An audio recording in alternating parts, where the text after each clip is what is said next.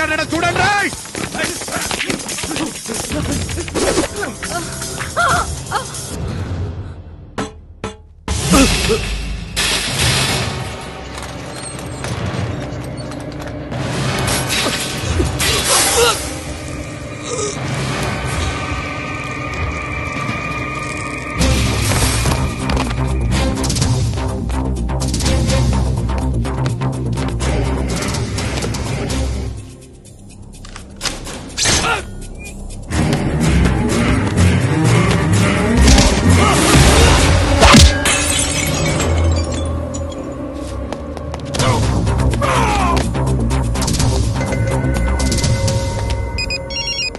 చెప్పు. వాడు నా పక్కనే ఉన్నాడు. వాడిని చంపితే నాకెంత ఇస్తావు? ₹1,00,00,000 ఎప్పుడైనా చూసావరా? లేదు. 5 కోట్లు ఇస్తా. ఏసయాడిని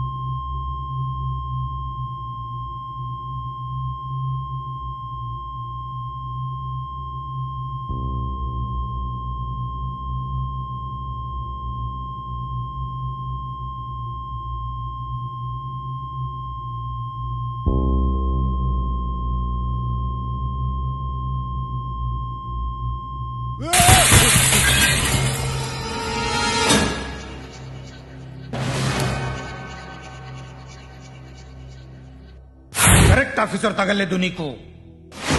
ఉచ్చ కారుద్ది.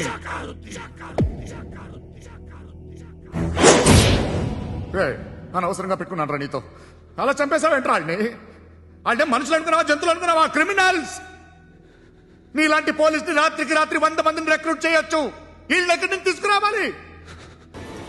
25 ఏళ్ళుగా ఉన్న సామ్రాజ్యాన్ని కూర్చావు. అందరిని లేపేశావు, నేను ఒక్కడున్నానా? నీ గొంతుకొస్తాను.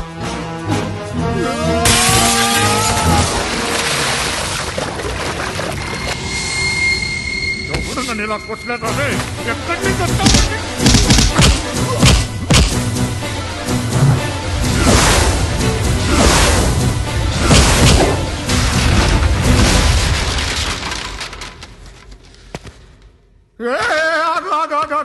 ఏం కావాలి నీకు?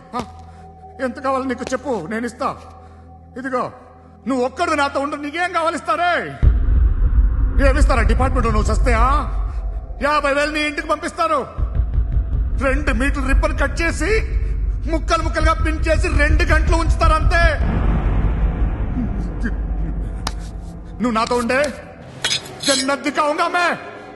జన్నత్ దిఖాऊंगा तुझको.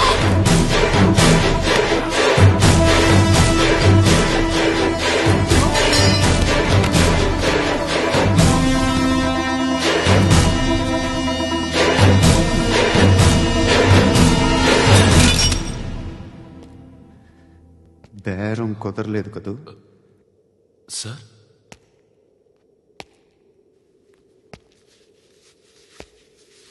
ముళ్ళుని ముళ్ళుతోనే తీయాలి. ఈ ముళ్ళు తీయటానికి ఆ ముళ్ళు హెల్ప్ చేసింది కదా అని దాన్ని మంచి ముళ్ళు అనుకుంటాం, కానీ అది కూడా గుచ్చుకుంటుంది. సార్, నేను అమ్మాయి సేఫ్, అలీబాయ్ చచ్చిపోయాడు. బ్యాడ్ లక్ ఏంటంటే మన ఎస్ఐ కూడా చచ్చిపోయాడు సార్.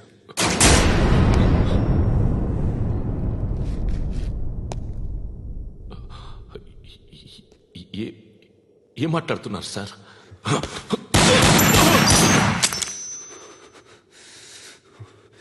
ఒక్కసారి కమిట్ అయితే నా మాట నేనే విన్నా.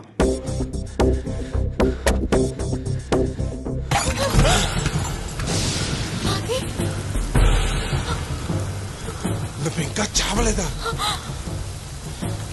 గట్టిగానే కొట్టాను కదరా. ఏం పర్లేదు, మళ్ళీ కొడతాను. వీడి వల్లే కదా మనకి ఎన్ని కష్టాలు. వీడే లేకపోతే నువ్వు నాతో ఉండుదాను కదా. నువ్వేం కంగారు పడకు దివ్య. ఇదిగో ఇప్పుడే మనం చంపేస్తాను. ఇంకా మళ్ళీ రాడు. ఆ తర్వాత నువ్వు ఎక్కడికి వెళ్ళలేవు. నువ్వు నాతోటే ఉండాలి. చూడు దివ్య, నీ ముందు నా గొంతు పట్టుకున్నాడు.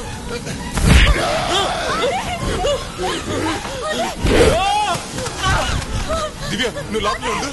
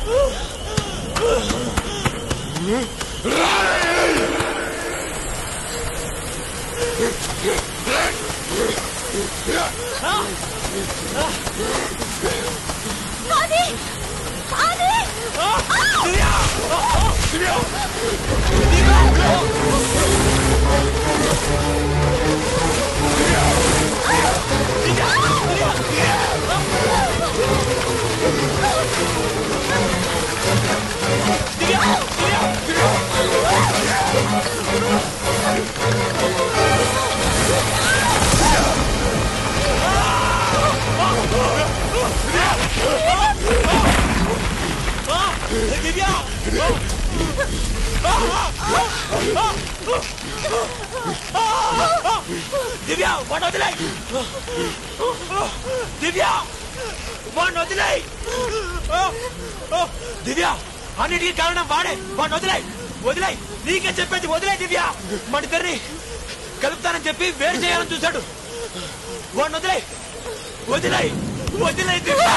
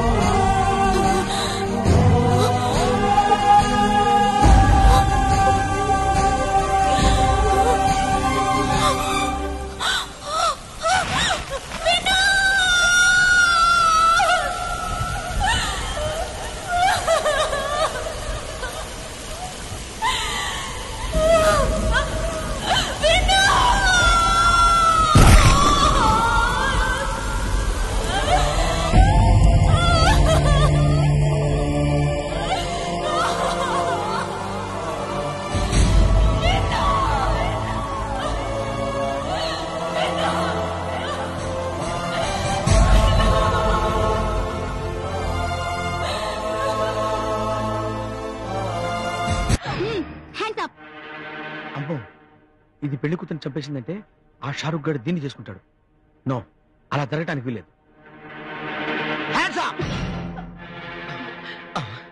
నన్ను చంపలేక నా ప్రేయసి చంపాలనుకుంటున్నారా గొట్టం కదిలేమంటే కాల్చి పారేస్తాను కదలకపోతే కాల్తారు కదండి నాకు ఈ మూడిట్లో ఏదో ఒకటి కొనిపెట్టున్నారా అమ్మా వాళ్ళు ఎలా గమ్మనంటున్నారు మీరే నమ్మండి అమ్మా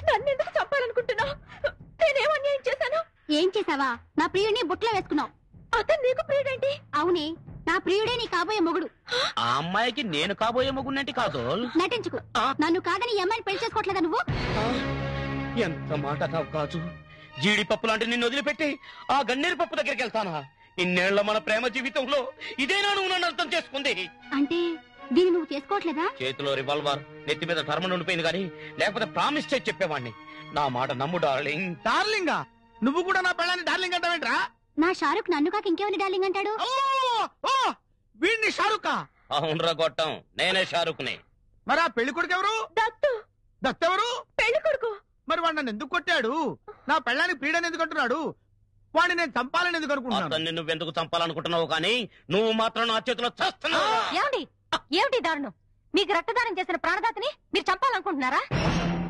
వీడే నా ప్రాణదాత అవునరా ఆ దత్తున నువ్వు వరకు కాల్చబోయా అది పొరపాటున నీకు తెలింది అమాయకుడి వరకు హాస్పిటల్ చేసి బకెట్ రక్తం ఇచ్చారు కదరా అయ్యో నేను ప్రాణం తీద్దామనుకుంటున్న వాడే నాకు ప్రాణం పోసిన వాడా వాడే వీడు వీడే వాడా హే గురునానక్ ఇప్పుడు నేనేం చెయ్యాలి ఏంటయ్యా మీ గొడవ పెళ్లిలో ఎవడన్నా అత్యంతలు పట్టుకుంటాడు కానీ ఇలా తుపాకులు పట్టుకుంటాడా ఎరా ఎంత కొట్టినా నీకు బుద్ధి రాలేదా నీ భార్యని కాల్చాలని కనిపెట్టుకొచ్చావు మీ లెగ్స్ కో దండం పెడతానండి ఇవి నిజంగా నా భార్య కాదండి నీ భార్య కాదనే కదా ఎరగొట్టింది మళ్ళీ కొట్టండి కొట్టండి కొట్టండి కొట్టండి ఎన్నిసార్లు కొట్టానని అదే చెప్తానండి ఏమిటావే ఈ తాడి నా భార్య అండి మరి ఈవిడెవరో ప్రమాణ పూర్తిగా నాకు తెలియదండి ఒకే ఒక్కసారి కలిసి నా ఫ్లాష్ బ్యాక్ చెప్పానంటే ఏంటి చెప్పేది అది అంటే అంటే అల్లుడు అది మిమ్మల్ని పెళ్లి చేసుకోవాలని, మీకు భార్యని కావాలని మీకు అబద్ధాలు చెప్పి ఈ నాటకం ఆడాను. ఎందుకు ఎందుకు నన్ను ఇంత వ్యర్థం చేశావు? నేను నీకేం ద్రోహం చేశాను? ఈ నాటకం ఆడావు. ద్రోహం చేసింది మీరు కాదండి, నేనే మీకు ద్రోహం చేశాను. అవును, తల్లి తండ్రి లేని నేను అన్నయ్య వదిన దగ్గర ఉండేదాన్ని. 2 ఏళ్ల క్రితం ఓ రోజు వదిన వంట చేస్తుండగా గ్యాస్ సిలిండర్ పేలి మంటల్లో చిక్కుకుంది.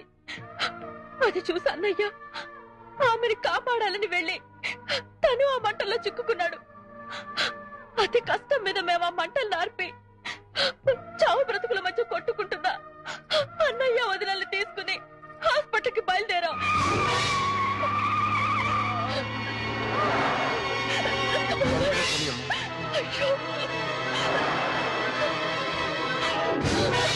ఊరుకోబో.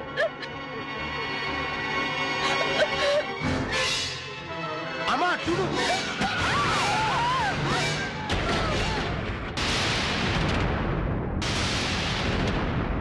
అంటే నా బిడ్డ చనిపోయింది. నా కారు కింద పడి. ఆ యాక్సిడెంట్ చేసిన వెంటనే లారీ కారు ఆపాలని ప్రయత్నం చేసింది, కానీ నేనే కారు ఆపొద్దమ్మా. పోనీ. అది కాదు బాబాయ్, పాపం అమ్మ ఎవరు? అక్కడ ఒక్క ప్రాణమే, ఇక్కడ 2 ప్రాణాలు. నువ్వు ఏమాత్రం ఆలస్యం చేసినా మీ అన్నయ్య మీ వదిలే నీకు దక్కరు. పోనీ అమ్మా, ప్లీజ్ పోనీ. అలా అన్న వదినల్ని హాస్పిటల్కి తీసుకెళ్లగలిగానే గాని బతికించుకోలేకపోయాను. అంత బాధలోనూ లహరి మీ భార్య గురించే తాపత్రయపడింది. ఆ తర్వాత ఆమె హాస్పిటల్లో చనిపోయిందని తెలిసి కృంగిపోయింది. అన్న వదినల శవాలను అక్కడ పెట్టుకునే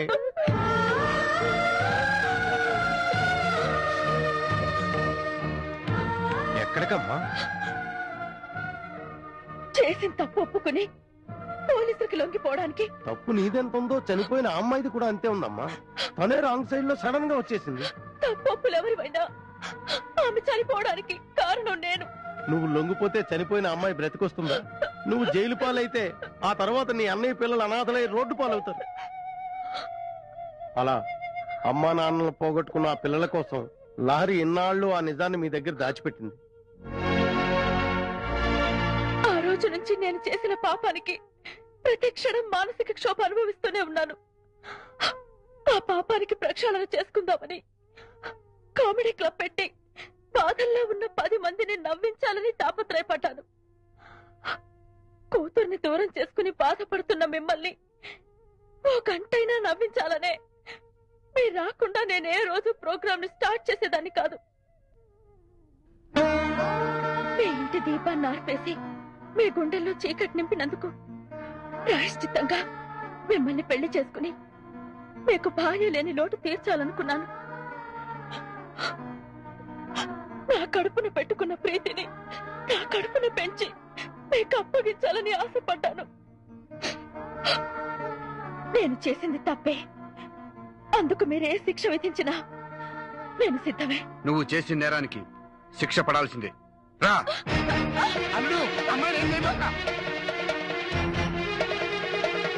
జరిగిందంటూ అమ్మాయి తప్ప ఏం లేదు.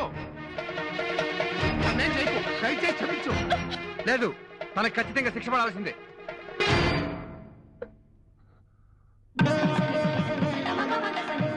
ఇదే నీకు నేను వేసుకున్న శిక్ష. ఈ రోజు నుంచి నువ్వు నా జీవిత ఖైదీవి.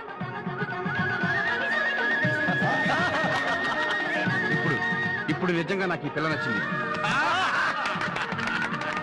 ఏ దక్షిణలు అని ప్రశ్న గత 16 ఏళ్లుగా నాకు ఈ పిల్ల నచ్చింది. ఆ చేతితోటే మా మీద కూడా 4 అక్షంతలు వేయండి. మాంగళ్యంతంతురానైనా మమ జీవన హేతున కంఠే భద్రా విలువే తుంజేవ శరదస్థితం.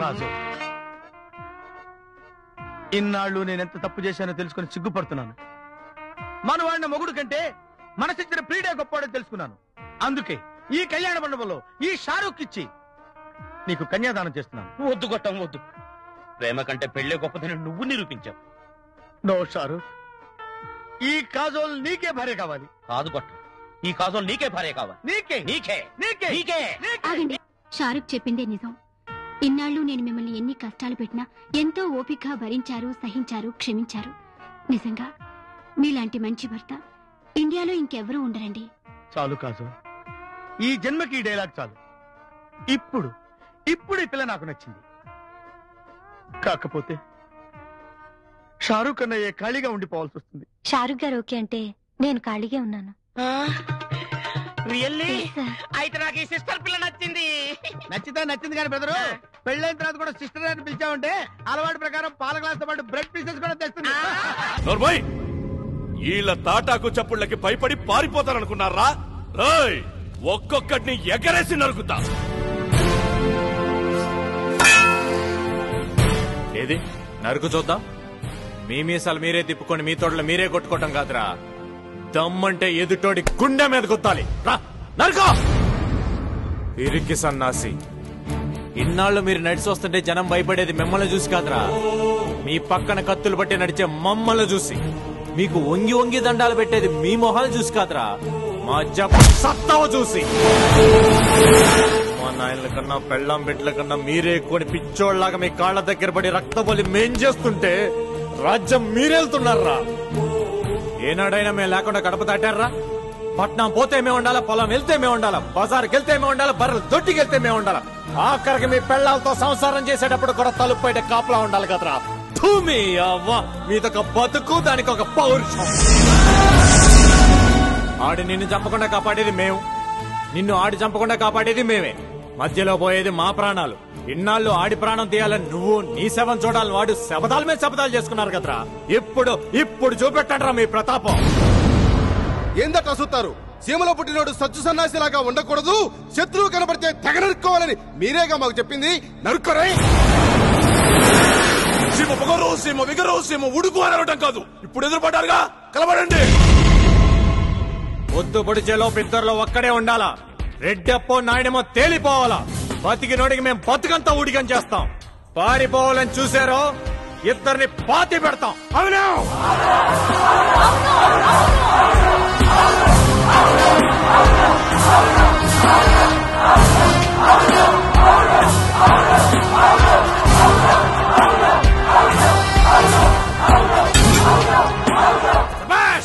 ఇది మగతనం అంటే, ఇది పౌరుషం అంటే. ఎస్ఐ నాయుడమ్మనే. ఏంది నాయుడమ్మా, రెడ్డెప్పుకున్న పౌరుషం కూడా నీకు లేకుండా పోయిందే. ఆడదాన్ని నాకే రక్తం మసలుతా ఉండాది. మగాడివి నీకు ఉడుకులేదా? ఉంటే కత్తి పట్టు. వల్ల కాదంటే చెప్పు, నీ చేతి గాజులు తొడిగి నేను బరిలోకి దిగుతా. శభాష్, నాయుడమ్మ వనిపించుకున్నావు. రెడ్డెప్పని చెప్పి ఈరుడు వనిపించుకో. దూకు దూకు బరిలోకి.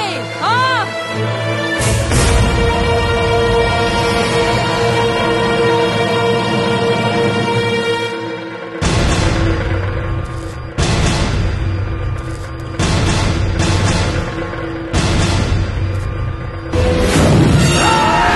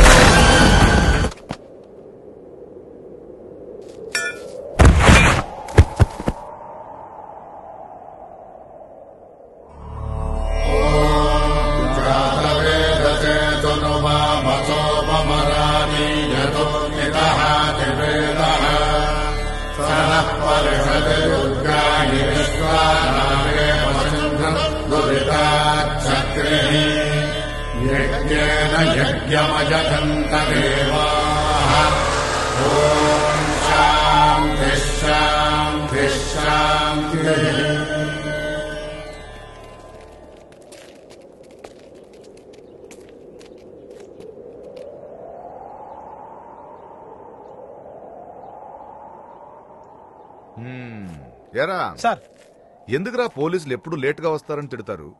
చూసావుగా, లేటుగా వచ్చి ఎంత మంచి పని చేసాం. అరగంట ముందొచ్చి ఉంటే ఈ దుష్ట శిక్షణ ఆపాల్సి వచ్చేది.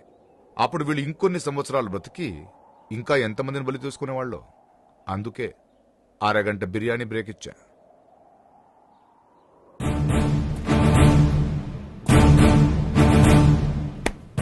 గుడ్. శాంతి కోసం, ప్రశాంతత కోసం ఈ రోజు ఇక్కడ మహాయజ్ఞం జరిగింది. యజ్ఞంలో పడి మాడి బూడిదైపోయే ఈ సమితిలే చేసిన యజ్ఞం ఇది. ఊరిని పట్టి పీడించే 2 మానవ మృగాలు ఈ యజ్ఞంలో వాటంతటవే బలైపోయాయి. ఈ యజ్ఞం ఇక్కడితో ఆగిపోకూడదు. ఇన్నాళ్లు రాబందుల రెక్కల క్రింద బ్రతికిన మీరు ఇక నుండి మీ రెక్కల కష్టం మీద బ్రతకండి. ప్రతీకారం కాదు, ప్రేమను పెంచుకోండి. హింసని కాదు, శ్రమను నమ్ముకోండి. శ్రమదేవో భవ. ఎరా సార్, మనకి ఇంకా ఇక్కడ ఏమైనా పనుందా? ఏం లేదు సార్. మళ్ళీ ఇక్కడ ఎందుకు? వెళ్ళి పడుకుందాందా? ఓకే సార్, రండి.